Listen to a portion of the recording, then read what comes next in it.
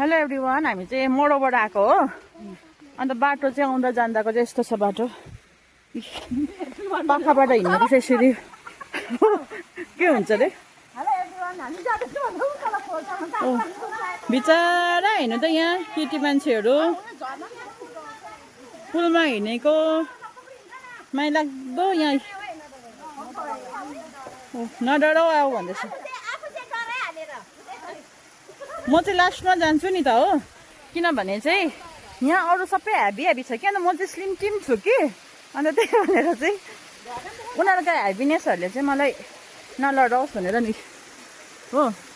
जग्गा चाहिँ दामी छ गाइसहरू, तर के गर्नु, अप्ठ्यारो अप्ठ्यारो यस्तो छ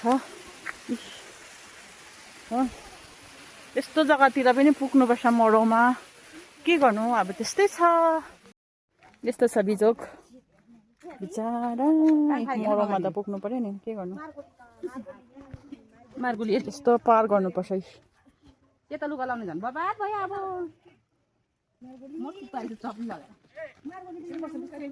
बामी सर्दै हिँड्नुपर्छ हो, बामी सर्दै हिँड्नुपर्छ। ओ झरे झरे झरे झरे तल पुग्यो ला चप्पल त।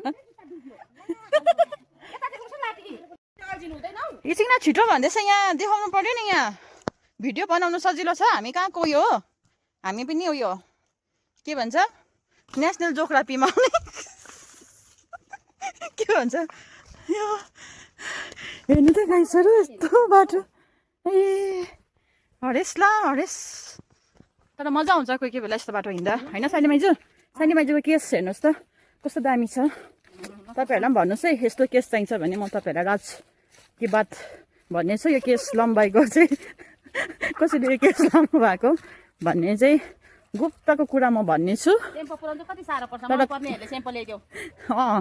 एकदम त्यो अब कस्तो कसरी चाहिँ यस्तो केस हुन्छ भनेपछि चाहिँ स्याम्पू ल्याइदिनुहोस्, अनि उसले तपाईँलाई त्यो रहस्यमय केस कसरी यत्रो लामो बनाउन सक्छ भन्ने कुरा चाहिँ उसले बताइदिनु हुनेछ तपाईँहरूलाई। हुन्छ।